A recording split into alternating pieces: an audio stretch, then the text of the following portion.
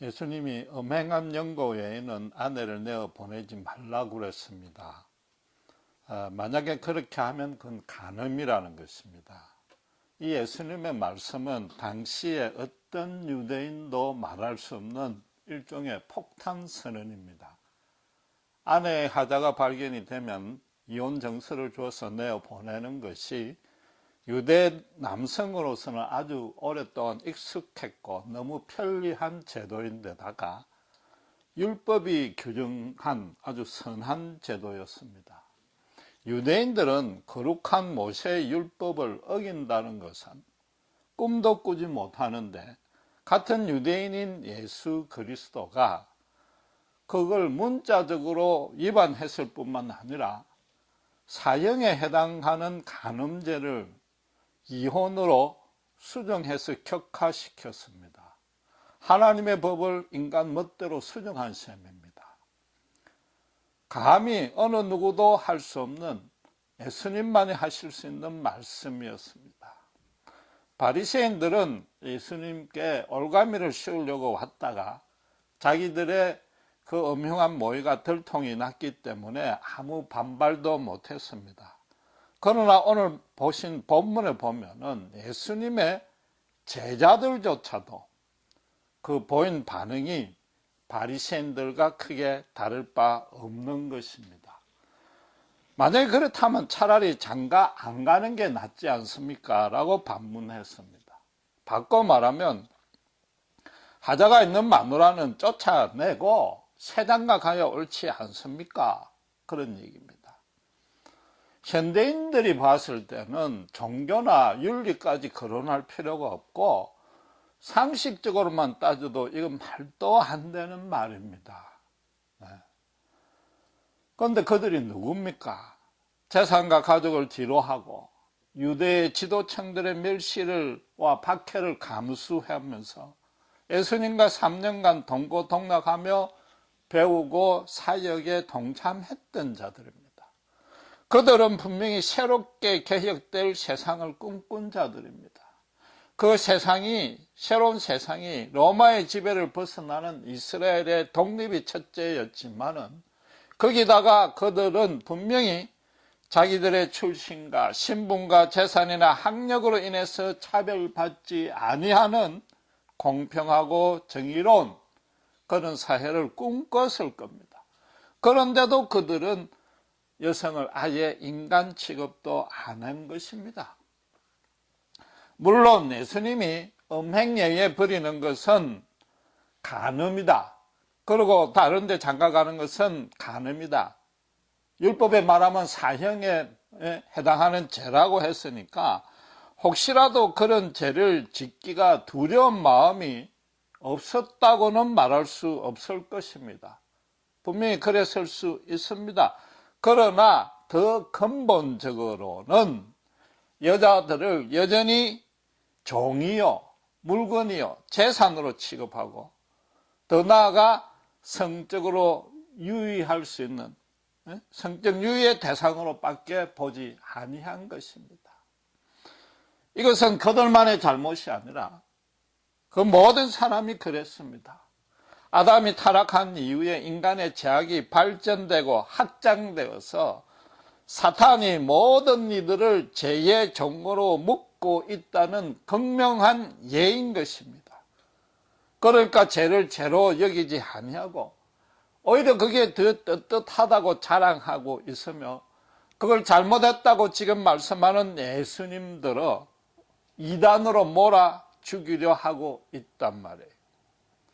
그게 영적인 배경인 반면에 현실적인 원인은 명색이 종교 지도자들이 하나님의 말씀을 곡해해서 가르치면은 그 결과가 얼마나 심각해지는지 알 수 있는 예인 것입니다.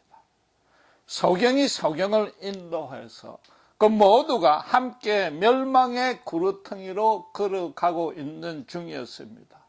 바로 이게 예수님이 오시기 이전에 모든 인간, 그것도 하나님을 알고 따르는 이스라엘의 상태였던 것입니다. 그런 말도 안 되는 반문에 대해서 예수님은 항상 그러하듯이 당신만이 하실 수 있는, 하나님만이 하실 수 있는 대답을 했습니다. 지난 시간에 이혼은 하나님이 맺어준 것이니까 절대 되지 아니하는데 음행만은 유일한 예외라고 인정을 했습니다. 마찬가지로 오늘의 말씀은 모든 인간이 결혼해야 된다. 그게 하나님의 소원이요 인간에 대한 뜻인데 독신으로 살 수 있는 예외로 세 가지만 인정한다는 것입니다. 그 첫째는 태에서부터 고자로 태어난 자입니다. 생식 불가능한 불구자로 태어나는 것입니다. 두 번째는 사람이 만든 고자가 있다고 그랬습니다. 아는 대로 궁중의 내시처럼 어떤 연유에서든지 간에 강제적으로 거세당한 자입니다. 세 번째는 천국을 위해서 스스로 고자된 자가 있을 수 있다고 그랬습니다. 예수님보다 후대 사람이지만 초대교회의 오리겐이란 교부는 그렇게 했습니다. 결혼을 해서 가정을 이루면 세속적인 삶에 묶일 수밖에 없으니까 자신의 평생을 전적으로 하나님에게 헌신하겠다고 자발적으로 거세한 것입니다. 이 세 가지만 독신으로 허용이 된다는 것입니다. 그런데 11절 12절에 보면은 그런 말씀을 하시면서 이 말은 모두가 받아들일 수가 없다. 받을 만한 자만 받으라. 이해할 수 있는 자만 이해해라고 그랬습니다. 이건 물론 직접적으로는 세 번째 경우에 해당이 됩니다. 스스로 고자가 되는 자입니다. 그러나 결혼을 한다고 해서 꼭 하나님과 교제하고 동행하는 데 나쁜 영향을 미치는 것은 아닙니다. 결혼을 해봐야 인생의 정말 깊은 맛, 풍성한 맛을 알고 고뇌와 갈등뿐만 아니라 인생의 그 풍성한 기쁨과 보람, 즐거움도 더 많이 체험할 수 있습니다. 그 영생이 더 깊어집니다. 그래서 다른 사람의 고충을 상담할 수 있고 목회에 훨씬 더 결혼이 유익합니다. 그러니까 구태여 그런 이유로 고자는 될 필요가 없는 것입니다. 그보다는 예수님이 뭐라고 그랬습니까? 산상수훈에서 예쁜 여자를 보고 마음의 업력을 품으면 간음한 것이고, 바로 이어서 마태복음 5장 29절에 너 오른쪽 눈이 너로 하여금 실족해 하거든 차라리 빼버리라. 백체가 온전해서 지옥 가는 것보다는 하나가 두 개 빠지더라도 천국 가는 것이 훨씬 낫다고 그런 것입니다. 건장한 남자로서는 정욕이 생기는 것은 자연스러운 생리적인 현상이기 때문에 오리겐은 혹시라도 마음으로 간음할 수 있는 소지 자체를 원천적으로 봉쇄했다는 겁니다. 그걸 제거한 것이죠. 그러나 지금 예수님의 뜻은 오리겐처럼 정말 평생을 두고 성경을 연구하고 신학을 발전시킬 사람, 그런 사람 아니고는 아무나 그렇게 하지 말라는 것입니다. 그러니까 받을 사람만 받으라는 거죠. 베드로의 경우에 선교 여행할 때 아내와 동반했습니다. 반면에 바울은 어땠습니까? 바울이 결혼했는지 여부는 아직까지 논쟁 중이지만은 그는 분명히 혼자 다녔다고 성경이 기록하고 있습니다. 이방인의 사도로서 전 세계를 여행을 하니까 가족을 동반하면은 아무래도 불편합니다. 그런 것과 마찬가지로 하나님은 독신자가 담당해야 될 사역이 따로 있고 꼭 독신이어야 될 필요가 있다면은 그 사람을 독신으로 부르고 독신으로 충분히 잘 생활할 수 있을 은사를 미리 준단 말이죠. 그렇기 때문에 무조건 하나님을 이해한다는 명목을 가지고 함부로 고자는 되지 말라는 거죠. 눈이 실족한다고 해서 눈을 뺄 필요는 없는 겁니다. 그건 어디까지나 강조한 말씀이죠. 지금 제자들의 경우처럼 이 죄가 완전히 우리 영혼 속에 뿌리 박혀가 있고 인간을 묶고 있는 힘이 너무나 끈질기다는 겁니다. 그러니까 눈을 뺄 정도로 피 흘리기까지 죄를 사오라고 강조한 말씀인 거죠. 다른 말로 하면은 마음으로 간음을 할지라도 절대 지옥에 보내거나 구원이 취소되지 아니하는 것입니다. 인간은 그럴 수밖에 없는 연약한 존재이기 때문에 예수님도 십자가에 죽을 수밖에 없다는 것입니다. 그런데 첫 번째, 두 번째도 마찬가지 맥락입니다. 첫 번째, 두 번째도 받을 만한 자만 받을 수 있는 말씀인 겁니다. 불구자로 태어나거나 강제로 그 세대에서 내시가 되거나 그 모든 것도 사실은 인간이 제약이 발전되어서 그로 인한 결과라는 겁니다. 궁중의 내시는 어떻습니까?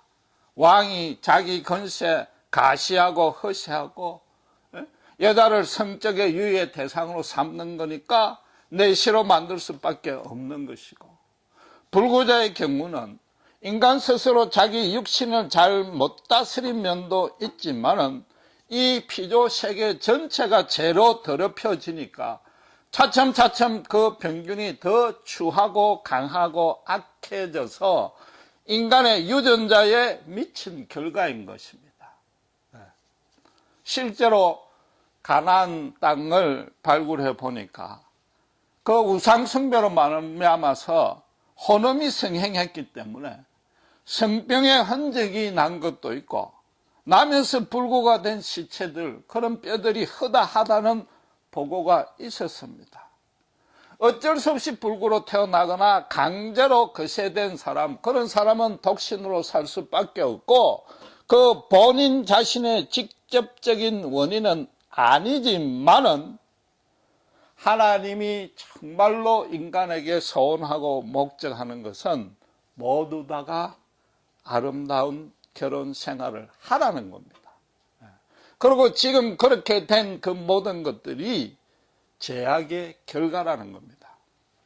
그런데 예수님이 그냥 다 결혼하고 이혼하지 말라 이렇게 평범한 말로 설명하면 되는데 구태여 고자가 된 세 가지 경우로 좀 듣기 민망한 표현을 했습니다. 앞에서는 이혼을 할 수밖에 없는 이유를 들었다면은 지금은 독신으로 살 수밖에 없는 것, 독신으로 살아서는 안 되는 결혼의 당위성에 대해서 지금 말씀한 겁니다. 고자란 것은 생식 기능이 강조되는 말입니다. 지금 이것은 세 가지 예에만 든 거기 때문에 모든 이들대로 고자가 되지 말라는 말씀인 거죠.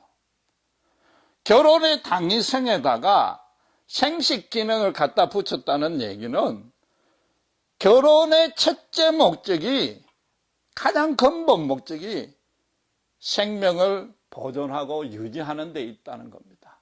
하나님께서 우리를 만드시고 생육하고 번성하고 충만케 하라는 그 첫째 복을 받을 수 있는 통로가 결혼이라는 겁니다. 오늘날 젊은이들은 결혼은 오케이인데 아이는 가지지 아니하려는 부부들이 굉장히 많습니다. 물론 너무 세상이 각박하고 위험도 많고 경쟁도 극심해졌으니까 그런 고통을 자식에게 주고 싶지 아니한다는 선한 뜻도 있습니다. 그러나 그걸 바로 뒤집으면 그 인간의 선이 바로 인간의 악으로 변하는 거죠. 자녀 양육하니까 귀찮고 힘들고 자기들 인조이 하는데 방해가 될 것 같고 그로 인해서 자기들이 풍족하게 사는데 오히려 마이너스가 돼서 궁핍해질까 걱정하는 것이단 말이에요. 지금 예수님께서는 굉장히 엄숙한 선언을 한 겁니다. 고자가 아니라면 결혼해라 이런 거죠. 스스로 고자가 되는 것도 하나님께 진짜 소명을 받아서 정말로 평생 헌신하는 사람, 그래서 영적으로 크게 어떤 일을 할 사람, 그런 사람이 아닌다면 절대로 그래 해서는 안 된단 말이죠. 고작 아니면 결혼하라는 거죠. 그리고 결혼을 했다면 반드시 자식을 가지라는 거죠. 자식을 안 가지면 결혼할 필요 없다라는 겁니다. 만약에 자식을 가지지 아니하고도 결혼한다면 그것 또한 엄밀히 말해서 하나님 보시기에는 간음이라는 겁니다. 지난주에 이혼 정서를 주어서 내어보내는 것이 유대의 법과 간섭에서는 합법입니다. 정당했습니다. 거기다가 비록 성경을 잘못 해석했지만은 모세오경에 법적으로 하자가 없이 규정이 되어 있는 내용입니다. 그러나 아무 음행에 내어버리고 이혼정서 주고 내어버리고 다른 데 장가가면 간음이라고 그랬습니다. 왜냐하면 하나님이 보시기에 그건 여전히 결혼한 안에 있기 때문인데 결혼 밖에서 성행위를 했다는 거죠. 그 말은 하나님의 원칙은 결혼이란 틀 안에서만 어떤 성적 교섭을 하는 것이지 그걸 바깥에서 결혼이란 틀이 없는 데서 하는 것은 음행이라는 거죠. 그럼 결혼 전에 순결을 유지 못하는 것도 하나님 뜻 안에서는 간음이요 음행인 것입니다. 나아가서 하나님이 남녀를 창조할 때 동등한 존재로 창조했습니다. 뼈 중에 뼈요 살 중에 살로 동일하게 연합하라고 창조했습니다. 남자와 여성의 인권과 모든 신분이 동일하다면 여성만이 아니라 남성도 혼전의 성결을 유지해야 되는 것입니다. 거기다가 고자가 되지 말라는 얘기는 고자는 어쨌든 생식 기능을 강조하는 얘기인데 결혼해서 자식을 가지라. 남녀 간에 온전한 성인들끼리의 결합 외에는 자식이 번성될 수 없단 말이죠. 후손이 생길 수 없다는 겁니다. 마찬가지로 하나님이 만드신 모든 종들은 완전 성체가 된 암컷, 수컷과 일이 교합하는 방법 외에는 후손이 생기지 않습니다. 그렇게 했을 때는 완전한 자기들 종의 후손이 생깁니다. 하나님은 종에서 종으로 넘어갈 수 있는 수단, 인위적인 어떤 방법을 피조물에게 전혀 허용하지 아니했습니다. 피조물에게 허용한 것은 오직 종 안에서 번식하는 것 외에는 없는 것입니다. 하나님만이 생명의 주인이시고 하나님이 창조주이시고 진화란 것은 아예 말이 안 되기 때문인 겁니다. 결혼해서 자식을 가지라. 자식을 가지기 위해서 결혼하라는 것은 바로 하나님의 창조 질서에 우리가 참여하는 것입니다. 새 생명을 만드는 일을 우리가 하는 것입니다. 가끔 미국에는 인간이 가장 자유롭고 평등하고 인권이 보장된 표본으로 지성인들이 동성 결혼을 찬양합니다. 그걸 반대하면 아예 지성인이 아닌 양 합니다. 그 동성애란 것이 성적 타락으로 어떤 윤리적인 측면, 종교적인 측면으로 따지기 이전에 창조주 하나님을 부인하는 겁니다. 창조 질서 자체를 부인하는 겁니다. 동성애 부부의 가장 치명적인 결합은 생명을 계승할 수 없다는 겁니다. 생명이 그 당대의 단절이 되어버립니다. 물론 그들이 자식이 없기 때문에 어려운 사람들, 고아들을 입양하는 선행을 베풀어서 가족을 형성하지만은 어쨌든 그들 사이에 새 생명은 태어날 수 없는 것입니다. 창조주 하나님을 배제하고 나니까 아무리 인간적으로 선하고 인권이 보호되고 자유와 평등을 큰 소리 쳐도 그 결말은 생명의 반대입니다. 죽음입니다. 모든 인간이 한 번 죽게 마련한 그런 육신적인 죽음이 아니라 스스로 자기 생명을 자기가 마감하는 겁니다. 자기가 자기 존재를 부인하는 겁니다. 자신의 인간됨, 자신의 정체성을 파괴하는 것입니다. 성경은 죄의 삭이 죽음이라고 엄숙하게 선포합니다. 그 말씀이 아담이 선악과 검령을 위반한 죄 때문에, 그래서 어떤 종교적인 차원, 윤리적인 차원에서 형벌을 부과한다는 그런 단순한 의미가 아닌 것입니다. 아담은 실제적으로 육신적인 죽음의 벌을 받지 아니했습니다. 하나님이 선포한 죽음은 하나님이 없는 것이 바로 영적인 죽음이라는 겁니다. 창조주 하나님이 육신의 생명을 유지할 수 있는 모든 능력과 권한 되시고 그분께 생기로 받아 호흡하지만은 모든 선한 것, 인생을 충만하게 채울 수 있는 진정으로 거룩한 가치와 의미와 모든 자원들은 하나님으로부터 온단 말이죠. 그 하나님이 인간에게서 사라지면은 그 인간은 결국 끝까지 갈급하고 허망할 수밖에 없다는 겁니다. 그게 죄의 삭선 사망이라는 겁니다. 하나님이 부재한 곳에는, 하나님이 안 계신 곳에는 참 생명도 안 계시기 때문에 그 자체가 죽음이고, 그게 오히려 더 큰 죽음, 아니 정확하게 말해서 진짜 참 죽음인 것입니다. 제자들이 지금 그런데도 교회에서마저 목회자들마저 동성결혼이 인간을 인간답게 만드는 아주 옳은 일이라고 옹호되고 있고, 심지어 동성애자들이 목회자가 되고 있습니다. 그건 지금 제자들이 반문하는 모습과 동일한 것입니다. 아무리 그들이 간음죄를 범할까 두려워했던 선의도 일부 포함이 되어 있지만은 여전히 자신의 업력을 채우고 죄를 죄로 여기지 아니하고, 심지어 하나님을 알고 믿고 따르는 자들이 그렇게 한 그 동일한 모습이 지금도 교회 안에서 이루어지고 있고, 성경을 곡해하고 있고, 예수님에 대해서 말도 안 되는 반문을 하듯이 그렇게 지금 자행되고 있단 말이에요. 스스로 교회 안에서조차 인간을 가장 인간답게 만들어야 되고, 하나님 안에서의 정체성이 무엇인지 제대로 가르쳐 줘야 되고, 하나님의 창조 질서 안에 참여시켜야 될 교회가 가장 인간답지 못하며 스스로 죽음을 자초하는 것과 동일한 일을 옳다고 얘기하는 거죠. 하나님만 부인하는 것이 아니라 교회가 나서서 죽음의 문화를 지금 선포하고 죽음의 문화를 퍼지게 만들고 있단 말이에요. 예수님 당시에 바리새인들이 소경이 되어서 소경을 인도하는 꼴을 하고 있는 것입니다.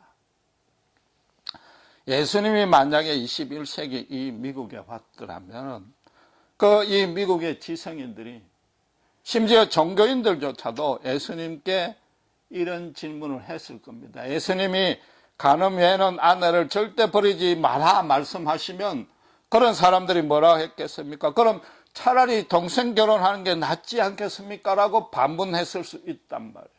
그때 예수님이 뭐라고 그랬습니까?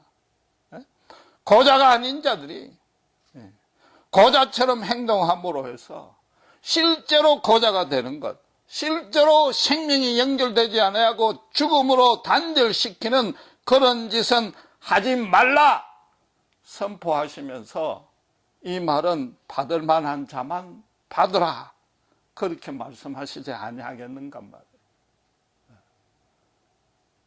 물론 예수님이 정죄하는 것으로 절대 그치지 아니합니다. 예수님은 당신을 십자가에 매단 자들, 당신을 직접 생명으로 죽인 자들, 그런 바리새인들과 제사장들조차도 저들이 자기가 하는 짓을 모르니 사단에 미혹돼서 죄의 노예가 되어 있으니 너무나도 불쌍하니까 용서해달라고 하나님께 기도했단 말이죠. 구원의 대상으로 삼았단 말이에요. 동성애자들은 간접적으로 죽음으로 결말이 나는 그런 일을 하고 있지만은 자기들 죽인 자들보다도 예수님은 더더욱 불쌍히 여기시고 그들도 안타까이 여기시기 때문에 신자들들은 뭐라고요? 70번씩 7번까지도 용서해 주라고. 신자들에게만 가르친 게 아니라 진리 되시는 당신께서 직접 그걸 실천하기 위해서 동성애라는 죄의 값을 당신이 죽음으로 막으면서 동성애자라는 그 불쌍한 자들을 위해서 십자가에 죽으시고 용서하셨단 말이에요. 우리 인간들이 심지어 신자들조차도 동성애보다도 더 심한 죄를 얼마나 많이 짓고 있습니까? 마음으로 간음하는 일은 또 얼마나 많습니까? 70번씩 7번씩 용서 안 하고 어떻게 우리가 살 수 있으며 하나님 앞에 그런 죄를 우리가 얼마나 자주 매일 짓고 있습니까? 그러나 성경에는 어떤 사람이 나옵니까? 호세아 선지자가 보면 음란했던 아내마저도 70번씩 7번까지 용서했을 뿐만 아니라 그런 불륜에서 난 혼의 자식조차도 자기 자식으로 받아서 키웠습니다. 예수님이 하나님이 택한 이스라엘 백성뿐만 아니라 그보다 더 완악했던 니느웨처럼 완악했던 이방인들에게 오히려 먼저 은혜를 주시고 더 큰 은혜를 주신 것이단 말이에요. 지금 진화론자나 동성결혼을 옹호하는 자를 비판하고자 하는 말씀이 아닙니다. 예수님은 이 결혼을 생명보존과 연결시키면서 너무나도 중요하다는 걸 말씀하시는 겁니다. 하나님의 창조 질서에 적극적으로 참여하는 것이 결혼이라는 겁니다. 하나님이 주실 수 있는 모든 진실되고 아름답고 선한 것이 결혼을 통해서 그 가정을 통해서 하나님께서 넘치도록 충만하게 채워주신다는 겁니다. 하나님이 인간들을 결혼하여서 생육하고 번성하는 명령, 후손을 번창하게 만들라는 단순한 그런 명령이 아닌 것입니다. 하나님이 이 땅을 충만케 하려는 것이 아니라 너희 가정이, 너희 인생이, 너희 부부관계가 하나님이 넘치는 복으로 채워줄 테니까 너희 가정이 충만해지라는 겁니다. 이 땅이 충만해지는 것이 문제가 아니라 하나님의 충만을 담을 수 있는 첫째 그릇이요, 거의 유일한 그릇이 가정이라는 것입니다. 신자니까 하나님 앞에 서약했으니까 기독교 교리에 어긋나니까 이혼하지 아니한다, 그런 단순한 뜻이 아니라는 겁니다. 동성결혼이 스스로 죽음을 자초하는 것과 마찬가지듯이 하나님을 떠났기 때문에 이혼을 했다는 것은, 그 가정을 깼다는 것은, 하나님이 맺어준 결합을 스스로 깼다는 것은 하나님이 부어줄 수 있는 축복을 자기가 거부하고 뛰어나간 겁니다. 창조질서 바깥으로 뛰어나간 겁니다. 자신이 하나님 앞에서의 정체성을 파괴하고 생명 대신 죽음을 선택하는 게 이혼이라는 겁니다. 비록 신자들의 부부도 하루에 7번씩 용서해야 되고 서로의 수치와 하자와 범죄를 7번씩 7번까지도 발견할 수밖에 없지만은 예수님처럼 그렇게 용서해주는, 끝까지 용납하는 그런 사랑으로 부부간에 서로 섬기라는 겁니다. 그럴 때는 불신자들이 도무지 알 수 없는 하나님의 참 생명이 정말로 풍성하게 그 가정에 부어주신다는 겁니다. 물론 불신자의 부부들도 서로의 다름을 인정하고 서로가 서로를 보면서 깎이면서 성숙하는 반면교사로 삼을 수 있습니다.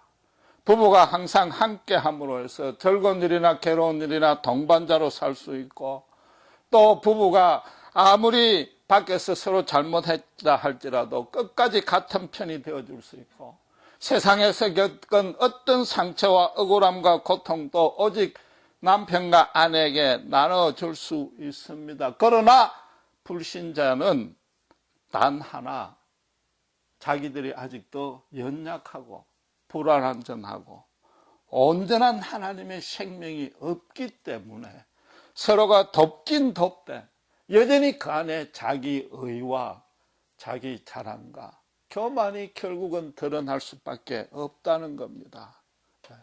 하나님이 주시는 충만을 맛보지 못하는 거죠. 하나님이 주시는 생명을 저들은 평생 가도 알 수 없다는 겁니다. 신자는 다릅니다. 창조주 하나님이 신자와 신자의 그 가정을 직접 통치하십니다.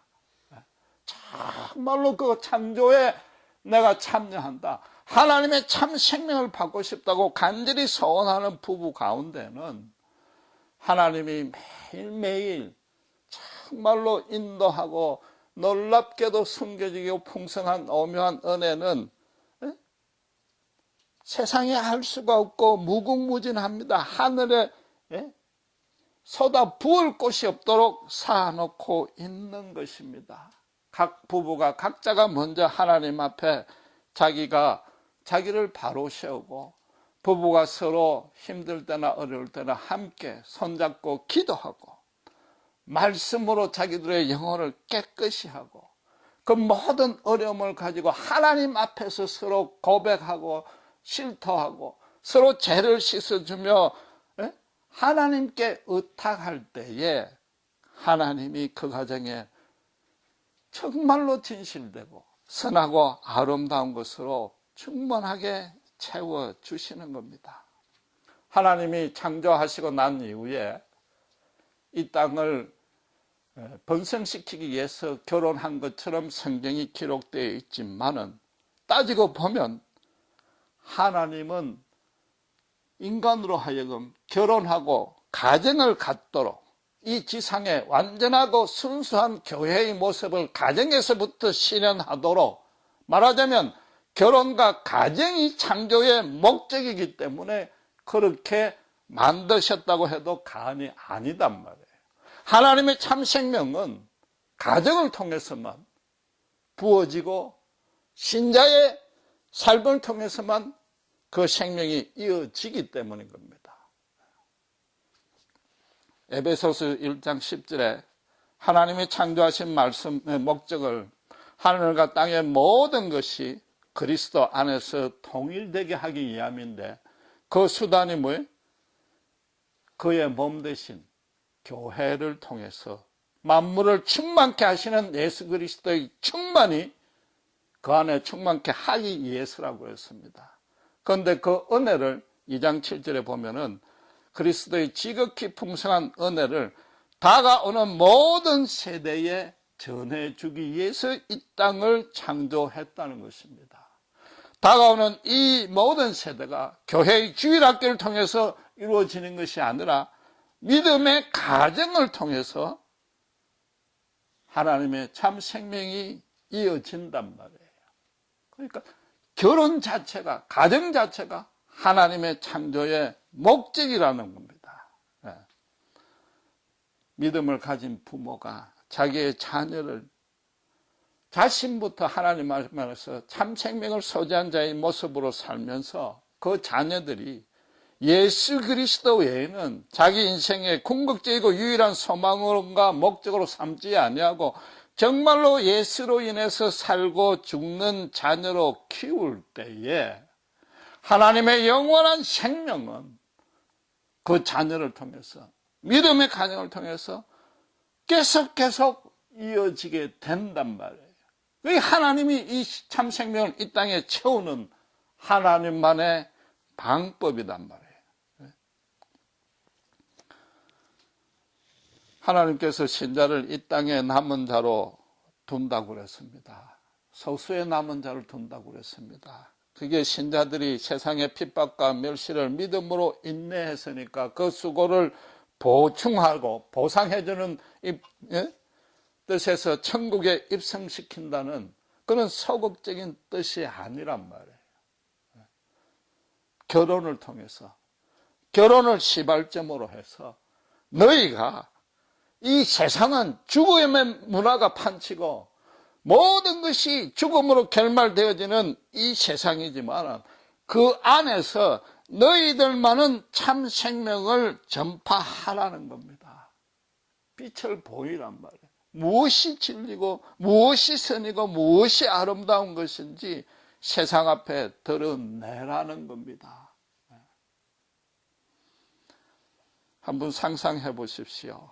신자의 가정에서 남편이 그 거룩한 손을 하늘을 향해서 기도하고 오직 예수 그리스도의 참사랑 7번씩 7번까지도 용서해주는 그 긍휼을 가지고 아내와 자식을 대하고, 그럴 때 아내와 자식은 아버지에게 순복하고, 정말 그 모든 가정이 예수님만을 머리로 모시고 매사에 하나님 뜻에 순종하면서 예수님만을 증거하는 그 가정이 있다면, 세상이, 그런 가정들이 이 세상을 채운다면 세상이 이렇게 타락했을 리는 전혀 없는 겁니다. 지난주에 세상 사람들조차도 이렇게 세상이 잘못되어 가는 것이 참 사랑이 실종했기 때문이라고 그들도 정확히 진단했다고 말씀드렸습니다. 그러나 그들이 딱 하나 모르는 것은 뭐냐 하면은, 참 사랑은 하나님의 참 생명이 있을 때 예수 그리스도의 십자가의 용서와 사랑이 전제가 되지 아니하면은, 그 은혜 안에 들지 아니하면은, 그걸 누리지 못하는 자는 참 사랑을 할 수 없다는 점을 그들은 모르는 것입니다. 신자가 결혼해서 가정을 이룬다는 것, 너무나도 중요한 일입니다. 하나님 대신 이 땅을 거룩하게 다스리는 거의 유일한 길입니다. 단순히 어떤 도덕적으로 종교적으로 잘못을 범하지 아니하고 교리로 따질 문제가 아니라 죽음이 판치는 이 세상에, 정말로 모두가 고자같이 된 이 세상에 예수님은 고자도 참 생명을 얻을 것이라고 이사야 선지서에 예언한 그대로 참 생명을 살고 있고 주위에 나눠줄 수 있고, 그걸로 인해서 이 땅이 참 생명으로 채울 수 있는, 충만케 할 수 있는 유일한 길이 신자의 아름다운 가정, 그 길밖에 없다는 것입니다. 기도하시겠습니다.